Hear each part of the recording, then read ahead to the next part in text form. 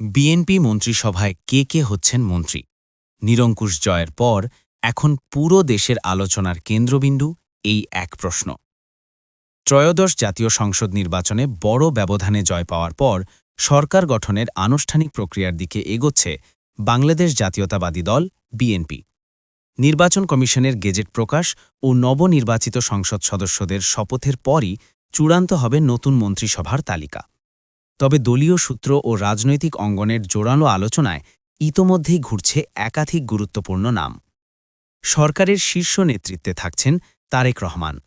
দুটি আসনে বিজয়ী হয়ে তিনি এবার দলের নেতৃত্বে সরকার গঠনের পথে। প্রধানমন্ত্রী হিসেবে শপথ নিলে দেশের রাজনীতিতে শুরু হবে নতুন অধ্যায়।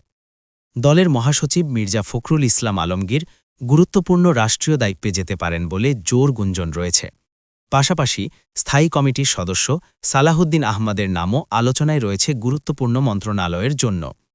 এছাড়া ড খন্দকার মোশাররফ হোসেন, মির্জা আব্বাস, গয়েশ্বরচন্দ্র রায়, ড আব্দুল মঈন খান, আমির খসরু মাহমুদ চৌধুরী, ইকবাল হাসান মাহমুদ টুকু, মেজর অবস্থা হাফিজউদ্দিন আহমদ, এজেডএম জাহিদ হোসেন সহ আরও কয়েকজন জ্যেষ্ঠ নেতা সম্ভাব্য মন্ত্রী তালিকায় রয়েছেন।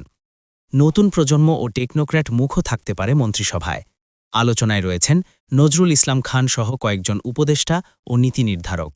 জোট শরিকদের মধ্য থেকেও আন্দালিব রহমান পার্থ, জোনায়েদ সাকি, নুরুল হক নূর ও ববি হাজাজের মতো নেতাদের অন্তর্ভুক্তির সম্ভাবনা নিয়ে আলোচনা চলছে। দলীয় সূত্র বলছে, এবারের মন্ত্রিসভা হবে নবীন প্রবীণের সমন্বয়। আকারে ছোট কিন্তু কার্যকর। দক্ষতা ও অভিজ্ঞতাকে অগ্রাধিকার দিয়ে গঠন করা হবে নতুন সরকার।